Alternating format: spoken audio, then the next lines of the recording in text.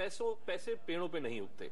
Today, this was a press conference that he was doing, where serious questions are being raised against his leadership credentials, his leadership ability, and what does he do? He tries to dodge the tough questions, tries to move away from questions related to corruption, and simply tries to suggest that, listen, media is being too harsh on me. Was this also a press conference of self-preservation? That history will judge me kindly.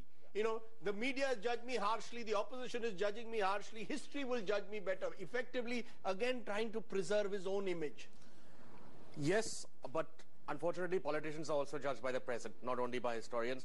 And this was Dr. Singh's last opportunity to be judged a little more sympathetically by the present than he was. But he didn't do that. For economy, he blames external factors. For corruption, he blames coalition compulsions. But the fact is that Colgate happened under his watch. There were no coalition compulsions. Inflation has happened under his watch. Global inflation is not high. He could have at least tried to make some sort of admission of failure, tried to say what he could have done better, tried to say what he might do in the next 2-3 months. None of that came. Let me just get in some quick political reactions. A couple of guests joining us. Pawan Verma, who is an advisor to Nitish Kumar. Also joining me is Sudhanshu Mittal of the BJP. So we're getting in political voices. One of the things that was said, Sudhanshu Mittal, was this strong attack on Narendra Modi, that he'll be a disastrous prime minister. And Gujarat 2002 was cited. It would be disastrous for the country for Modi to be prime minister, to quote Manmohan Singh. Your response to that? It does not behove the prime minister of this country to use that language and that expression. Are we forgetting that there is a people's mandate which Mr. Narendra Modi enjoys, being referred to events of 2002, and he's won thrice after that, and then the Prime Minister saying, is this what I want you, is this what he should be presiding over if he has to be a tough leader?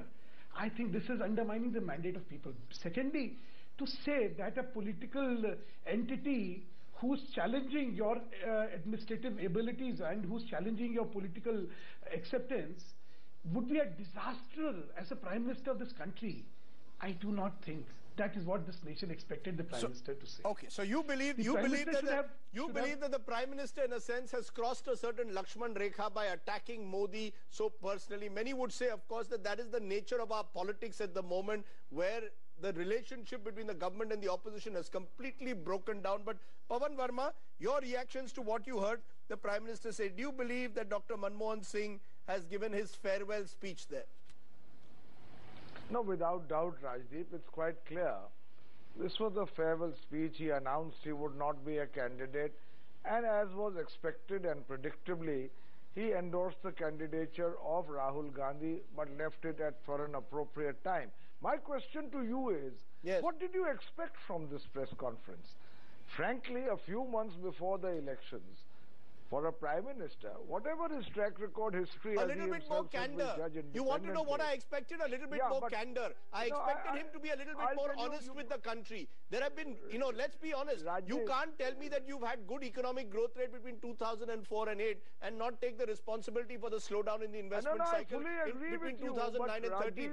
When he was asked on corruption, he said the scams took place in UPA 1, almost suggesting that the last 5 years when these scams have come into light don't matter. I agree with you. I agree with you. And the only thing is, for a prime minister who has remained silent for 3 years and not held such a press conference, what do you expect him now to do? I mean, my point is not to provide him an alibi, just to say that our expectations were belied. There were 3 Banco's ghosts in that room. Yes. Corruption. Yes. Price rise and issues of governance. These were the ghosts that were there in that room which he needed to tackle. All the answers were really fairly predictable, and one of them really flummoxed me. Purely as a social commentator, political analyst, and that one was to say that these scams happened in UPA 1. But we were returned by a mandate, so that doesn't matter. That's right. I think this cannot be an approach, and I would say that to Sudhanshu also. Right. That it's the fact that someone is elected. Right. In his case, his leader, Mr. Modi, does not mean that they are not answerable to their errors and commissions and omissions during their tenure. This was the weakest defense possible of corruption. I take your point. I think that you're absolutely right to say that that many of these allegations go back to UPA 1, in that sense almost suggesting that once you're voted, once you got that mandate in 2009, then those issues don't matter. We'll raise serious questions about addressing that issue of corruption. Let me get a quick response also from Pallavi Ghosh, who's just come out of that press conference. Pallavi, you asked that question, which really gave the only news point in a sense, where the Prime Minister has virtually announced his retirement. However, he didn't tell us what he's going to do after 2014. Because when that question was asked, he seemed to avoid it. It seemed almost as if he hasn't planned for life after 2014. Yes, Rajdeep, and absolutely, and it's very interesting that in his almost 1.5 hour long press conference, he kept on talking about the fact that history is going to treat him certainly more kindly than the media and the people have treated him. So this repeated reference to history was extremely significant. He's still hoping against hope that he won't come out too badly once the elections are over in 2014. But yes, I mean, he did make those strong attacks also on Narendra Modi. I think for the first time, really, the Prime Minister has said what normally party spokespersons have been saying so vociferously, when the Prime Minister himself went on to say that having Narendra Modi as a Prime Minister would be a disaster. But he did make a strong pitch for Rahul Gandhi. It did make a strong pitch for the fact that he will no longer be around as the Prime Ministerial candidate in UPA 3. So in that sense, It was certainly his swan song, because remember, before he began his press conference, there was a very lengthy, detailed kind of an affidavit sort of the work he has done for UPA, both in 1 as well as in 2. I'm going to come back though to this corruption question. Nirja Chaudhary, that was, as is being suggested by Pawan Verma, a very weak answer to give. I mean, to suggest that the scams took place in UPA 1 and therefore I should not be asked this question in 2014. Could he not have faced that question head on and been perhaps a little bit more candid in admitting that maybe that is the one area where he could have done more? People like to Manmohan Singh is an honest man. Why can't he be honest about this issue of corruption? Particularly a man who has a clean image. That's right.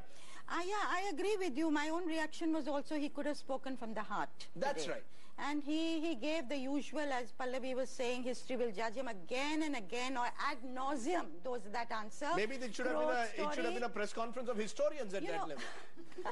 Maybe, yeah. But where he could have really spoken was, how do you run a coalition successfully? What are the pitfalls? Because he said his biggest achievement is 10 years of running a coalition government, when the question mark at the beginning in 2004 was whether the Congress could do that. But, I want to make another point, Rajdeep. Yes. Walking into the sunset, he's announced. And the upshot of that decision is going to be, he's going to become even more of a lame duck Prime Minister. That's a good point. And with officials, with Congress workers, leaders are going to gravitate that much more to Rahul Gandhi. It's almost tantamount. I take that point. Nalini Singh was tantamount to resigning. Almost tantamount to resigning. Today, can we now confirm that Manmohan Singh, if we didn't know it already, is a lame duck Prime Minister? This was a press conference not of the Prime Minister of India, but of a lame duck Prime Minister. Confirmed, completely confirmed. But also I would say that, this is a 75-minute press conference. I do not agree with Pawan Verma at all. We need substance even in 1 minute. If the Prime Minister speaks, it's 1 minute. And what has he said? Scams in UPA 1, they didn't come to light until UPA 2. Therefore, if they don't come to light, go ahead and do scams. I mean, if you want to be really cynical, this I mean that would also, no, that's very cynical. Yeah. But also, he exonerated himself. He said everybody must know that I was for auctions. I was against all this allotment, ad hoc allotment. So how can he say that now? He seemed to be suggesting that for corruption, everyone else, coalition compulsions. But he also dodged the question on Veerbhadra Singh. Now that is an extremely important thing to have dodged. And why didn't he talk about whether it is good for the country going forward to have 2 power centers in a government? Right. So is that the best form of governance? We would have liked to hear that. I just want a quick first response from Prabhu Chawla before I take my next break. Prabhu Chawla, editorial director of New Indian Express, joining us. Prabhu, you've known Manmohan Singh for a long time. Was this the press conference of a lame duck Prime Minister? No, I told you the other day when we were discussing about the Prime Minister press conference, I said it will be a Thanksgiving speech, and also saying that he is now a caretaker Prime Minister. I would call it an outgoing Prime Minister. But I was expecting him to lay out some kind of a roadmap for the future, which he didn't. Obviously, he has resigned to his fate that he will be only holding the post. He will be sitting in the chair, he will be in 7 RCR, but will not be taking any decisions. So he's in office, not in power. Manmohan Singh has confirmed to the country today that he's in office but not in power. And Minister will be reporting to Rahul Gandhi and not to him. And ministers will be reporting to Rahul Gandhi and not to him. On that slightly worrying note, because at the end of the day, you expect the Prime Minister to exercise prime ministerial authority. Do we now have a lame duck Prime Minister? Is that today confirmed by this press conference? Let's take a break. Remember, we're asking you the big question. How will history judge Dr. Manmohan Singh? Taking all your tweets. Back in a moment with plenty more. The big question, of course, is how will history judge Dr. Manmohan Singh? He's claiming that history will judge him much more kindly, he says, than the media and the opposition. But let me take that straight across to our panel to get your quick responses. 30 seconds each. Sudhanshu Mittal, how will history judge Dr. Manmohan Singh? He's already pronounced on Narendra Modi. He's already said Modi will be a disaster as Prime Minister. But how will you judge Manmohan Singh's tenure of the last 10 years? A defeated leader has already conceded that he's part of history now. History will judge him as a man who presided over the most corrupt regime of a government which this country has ever seen. It will judge him by the fact that while Rome burned, Nehru was playing flute. You believe that he was basically a Prime Minister who will be judged as Nero, who was playing the violin while Rome was burning, is the way you are putting it. Pavan Verma, how will history judge Narendra Modi? How will history judge Manmohan Singh? Forget Narendra Modi for a moment. How will history judge Manmohan Singh? Very briefly, I think, Rajdeep, I think if you're talking of history, I think the Congress party will also have to grapple with the whole question of duality of power in a functioning and vibrant democracy. A nominated technocrat Prime Minister, not directly elected on the one hand, and on the other hand, visible de facto power disproportionately greater in the hands of the person who heads the party. This is a matter which history now will have to judge whether it can ever be a success. And I think Prime Minister Manmohan Singh, we have to wait for his autobiography, for him to speak candidly on this issue. Because we have seen that on many issues, even though he occupied the chair, he was not in the driver's seat. You know, I take your point, because in IBN 7, Neeraj Gupta precisely asked that question, whether this perception that the decisions were taken at 10 Janpad and Manmohan Singh was simply an implementer, how did that affect him? And he said it was not a drawback at all. Prabhu, do you believe that's one of the problems, that's how Manmohan Singh unfortunately will be judged? I'm asking people, they're calling him the weakest Prime Minister, they're saying puppet Prime Minister, they're saying great survivor. Is history going to judge him more kindly than today? Or has Manmohan Singh unfortunately squandered that goodwill in the last 5 years? Raji, give me a minute, because I must say that the kitchen is too hot for you. Get out of it. A good leader, if he's blaming others, that he is not a good leader. A good leader is the one, a great leader is the one who gives credit to his team for success and takes the blame for failures. History will judge him as a leader who blamed everybody else for his failure and took the credit for his successes, whichever limited were there. So he's a leader who blames everybody else, global problem, internal problem, opposition, media. I never heard even once in the 75 minutes where did he say that I committed some kind of mistake. He always blamed everybody else. So the history will judge him as a leader who broke record of staying in power, which he claimed his only success is that he survived for 10 I think you're making the point strongly. I just want to interrupt you because Arvind Kejriwal, the man of the moment, is speaking on Manmohan Singh. Listen. हाँ बिल्कुल speaker बनना चाहिए आम आदमी party का आम आदमी speaker बनना चाहिए प्रधानमंत्री ने करप्शन का जो मामला उठा था उसके लिए मीडिया और सीएजी को वो तो फिर प्रधानमंत्री जाने मैं इसमें क्या बोलूं Remember, Arvind Kejriwal today faces a speaker's election in the Delhi Assembly. But quick reactions to that. How will history judge? I have only 20 seconds to each of you. How will history judge Manmohan Singh? Will they judge him as he believes more kindly, or will he be seen as, unfortunately, a weak Prime Minister? I'm not going to use the word weakest, but I'm going to use the word weak at the moment. Is that how he will be judged? I think he will be judged as somebody who came and went. And I think that it will be like the flow of because he said when he was asked which was your best moment, he said the Indo-US nuclear deal. Right. Do you believe that that will be the one? Can he call that an achievement? Well, I don't think the people of India are going to understand that that's a huge achievement. They don't know what the sanctions did to us or would have done to us, etc. So I don't think that that is very big. It's still, I would say, still liberalization if people get it. that might have been his biggest because achievement. that's an interesting point you're saying, that effectively a Prime Minister, Neerja Chaudhary, who is perhaps India's longest serving Prime Minister since Jawaharlal Nehru, will be judged more by economic liberalization as Finance Minister in 1991 than by anything he did in the last 10 years.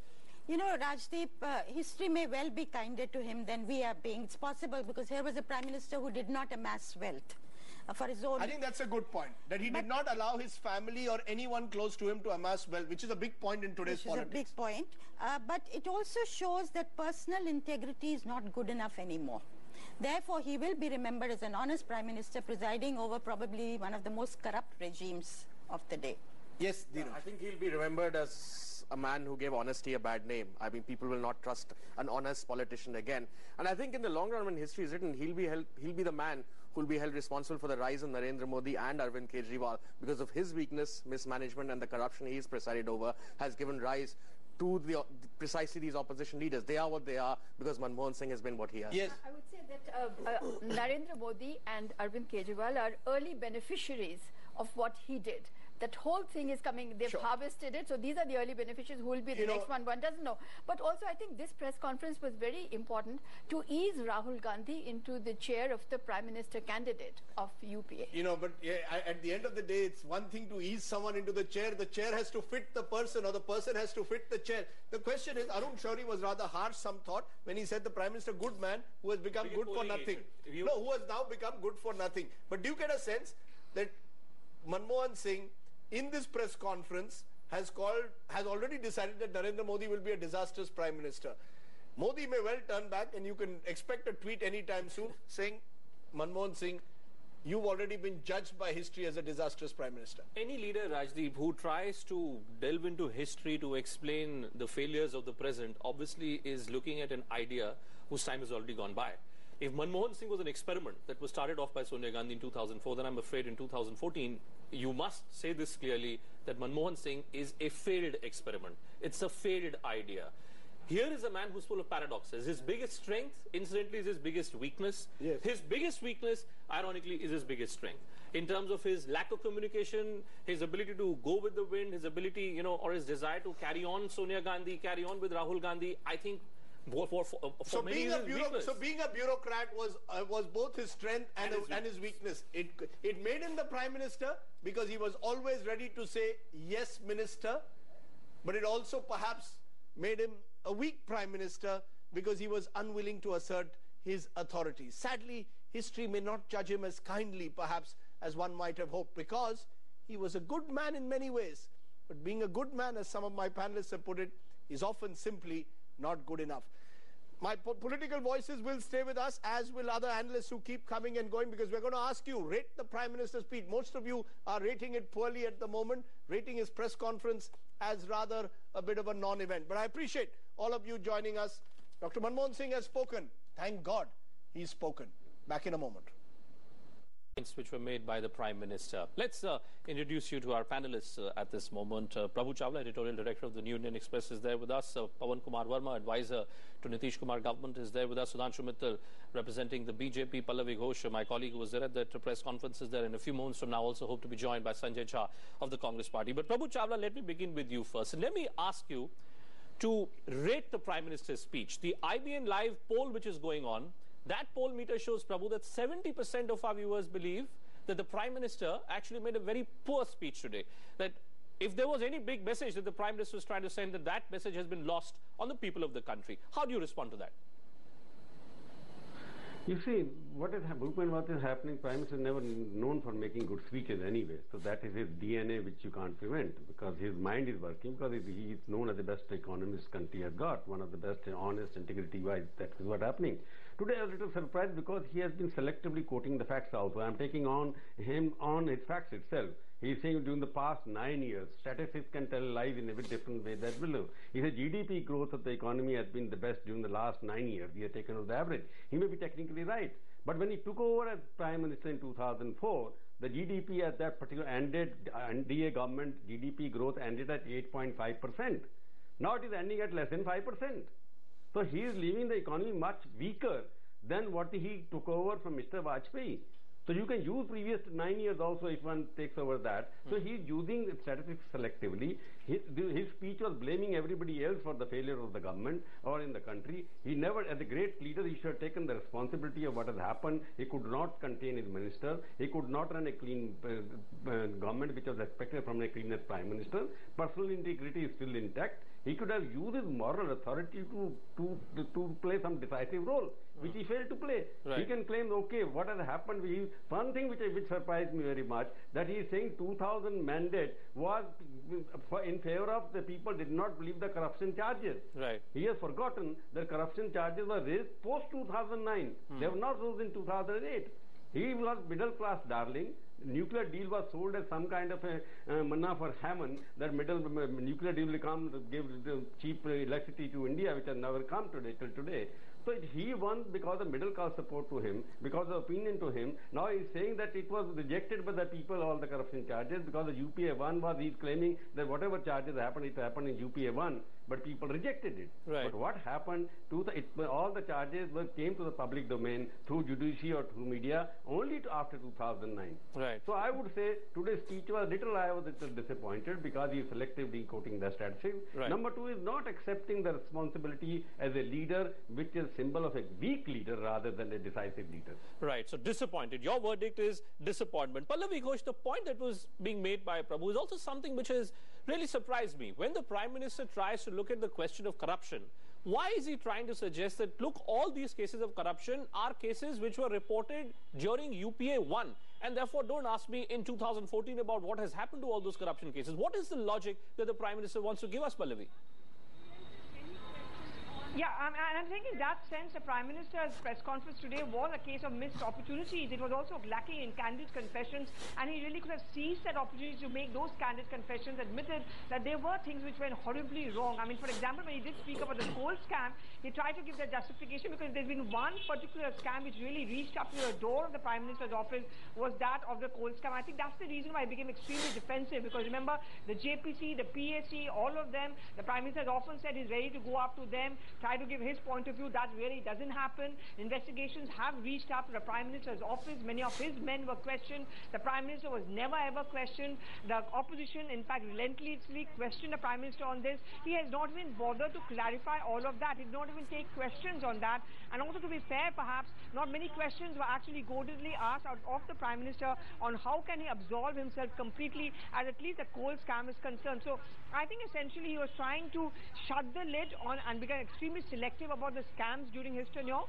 He preferred to talk more about the 2G or the spectrum scam, because that's where the blame went on completely to a DMK, to the allies. But when it came to a coal scam, he certainly did seem to be giving himself a clean chit. But having done that, Bhupen, I think the Prime Minister once again missed that opportunity where he could actually have done that candid confession and admitted that things were actually wrong, and perhaps he could have walked that extra mile. In fact, at the beginning of our morning special coverage itself, I described the Prime Minister as someone who was a tragic hero. Maybe at the end of this press conference, that belief that the Prime Minister, who was a middle-class hero, who was a middle-class darling, unfortunately has only allowed himself to fall from grace at high pedestal which was provided to him by the middle classes. But Pavan Verma, where do you stand on the comments which have been made by the Prime Minister, specifically on corruption? When that specific question was put to the Prime Minister by a journalist there about, did he not believe that he failed to rein in ministers who were indulging in corrupt acts within his own cabinet, he tried to give a very wishy-washy kind of an answer, suggesting that he has done what he could have done. Do you buy the defense, the logic, the rationale, Pavan Verma, which has been offered by the Prime Minister when it comes to dealing with corruption? The answer, Bhupen, unfortunately the answer is no. But let me just make 2 or 3 very quick points, because you've asked us to rate the speech, as it were. Yes. First of all, Bhupen, it was too little, too late. A Prime Minister who has specialized in his non-communicative skills, a few months before the election, made the gesture of holding a press conference, but it was neither candid, and I'm afraid even the press was hardly probing and corrosively interrogative. Questions were asked more or less for form. Many of them were repetitions. So I mean, on that score, I would say that there's too little, too late. Nothing beyond the predictable, except for 2 political statements. One which was expected, which is that he was making his farewell press conference, And the second was the endorsement of Rahul Gandhi. That's part of the first. The second was that uncharacteristically robust denunciation of Narendra Modi. It happened after, it's not associated with Mr. Manmohan Singh, but it happened.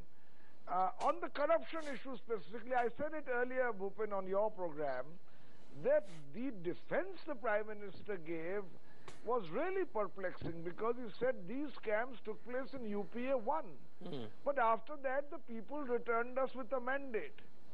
Now, certainly, I'm sure he's not trying to say that even if there were irregularities, but if you win an election, that overrides whatever factors need to be explored, or whatever needs to be remedied, or wherever blame needs to be apportioned.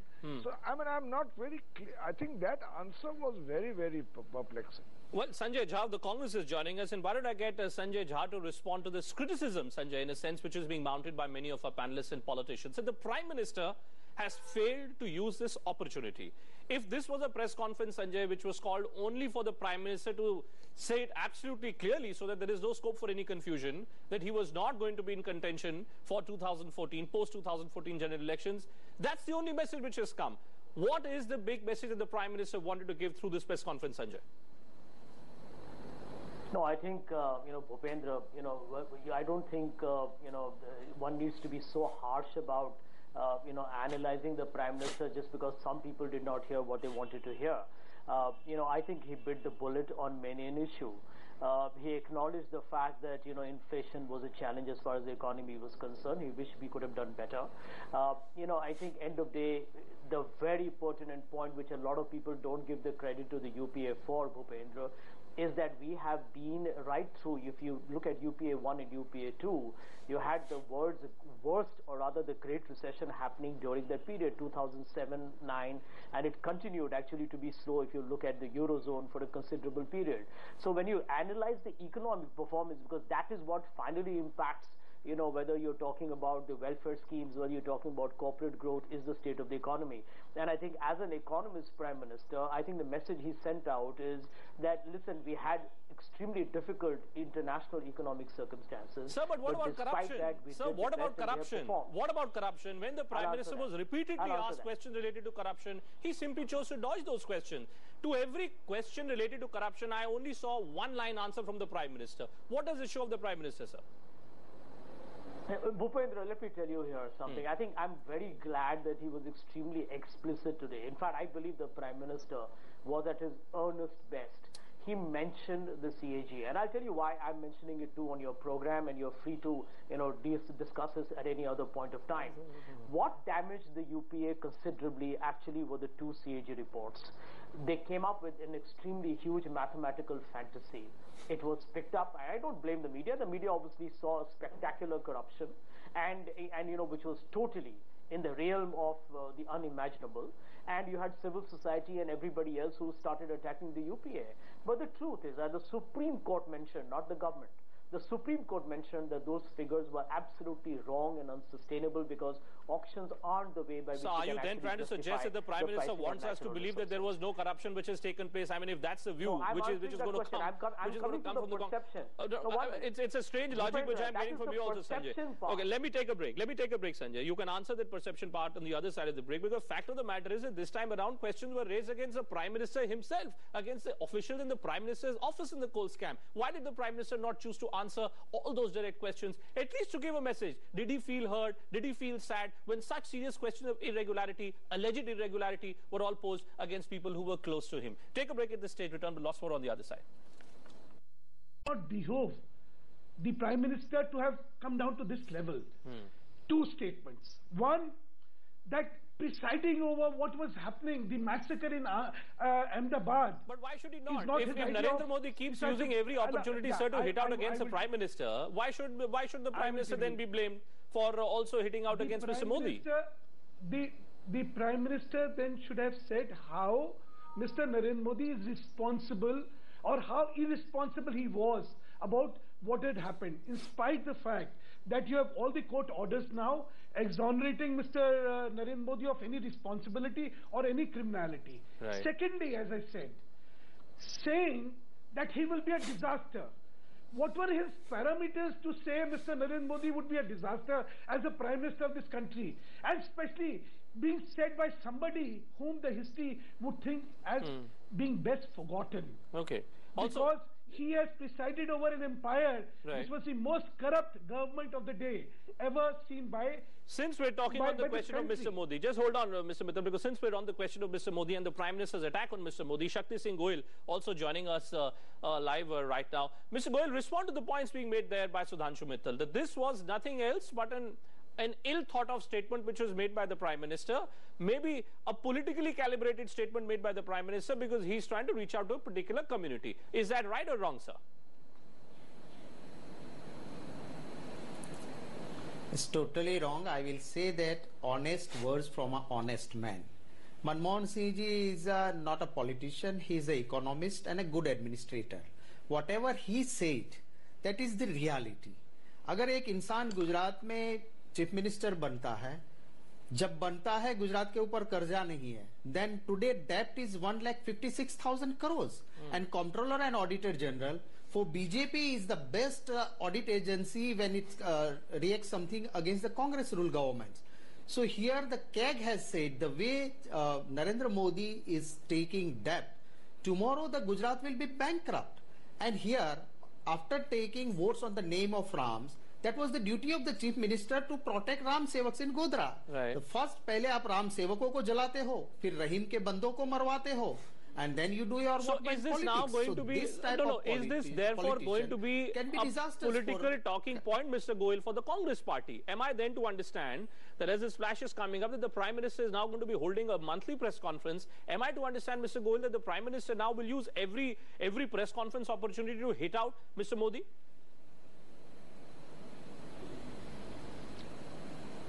No, Manmohan Singh ji is a person who will not do vote bank politics. Whatever the reality, whatever the facts, he will put in a public domain. Sudhanshu Mittal, you want to respond to what Mr. Goyal is saying? 9 years, yeah, Bhupendra ji, he is merely reiterating what I just said. He is merely reiterating what I just said. I said it's a very carefully adopted ploy to deflect the entire issue of misgovernance, corruption, price rise, security, to deflect it and bring it to the issue of criminalization. So you believe that the easiest thing for the Prime Minister to do in these existing scenarios, in these existing situations where there are so many questions which are being raised against his leadership, you believe, Mr. Mittal, that what the Prime Minister effectively is doing is that he's trying to shift the goalpost, convert the discourse around Mr. Modi, hit out against Mr. Modi? You know, what he's done is, he has refused to take any responsibility of all what has gone wrong.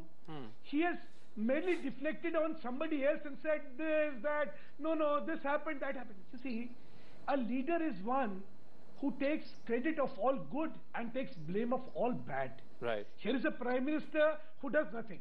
And all what he does is say, I apologize to the Sikhs for what happened in 84.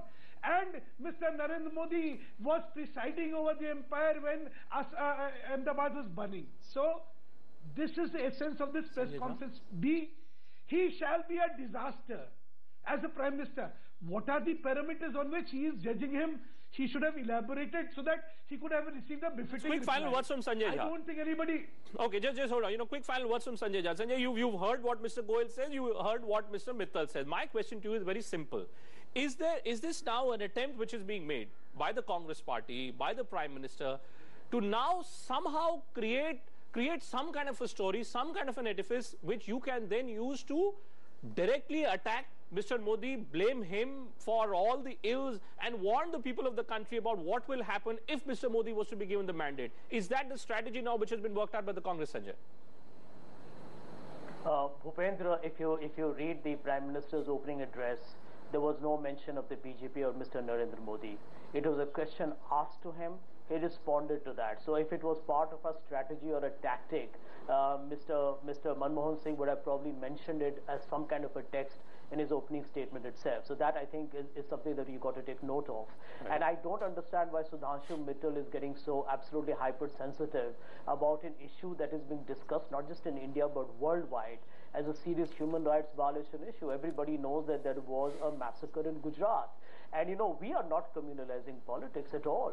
I think in the very fact, Bhupendra, that they have chosen a gentleman by the name of Amit Shah to be their commander-in-chief of elections in Uttar Pradesh, a highly sensitive state, it tells you the way the BJP is actually already looking at a policy of polarization in the elections.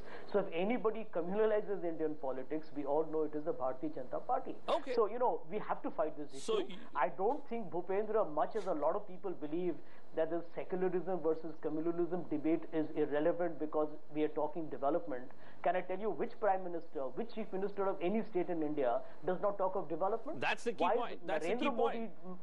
That's a fair point. That's a fair point that you make, Sanjay. That's a fair point. That's a fair point you make, Sanjay. And I think that maybe in the corridors of power of the Congress party, in the drawing rooms of the Congress party's managers, maybe there is a rethink now. Can you convert this entire election into a secularism versus a communalism kind of a debate? Try and shift the goalposts. Try and move away from these questions of allegations of corruption, development, because on that front, the answers will be difficult to give. But when it comes to secularism versus communalism, maybe the answers for the Congress party are easier. Thank you so much, gentlemen. I know, Sudhanshu, you have to say something, but I've run out of time. Maybe we'll come back to you.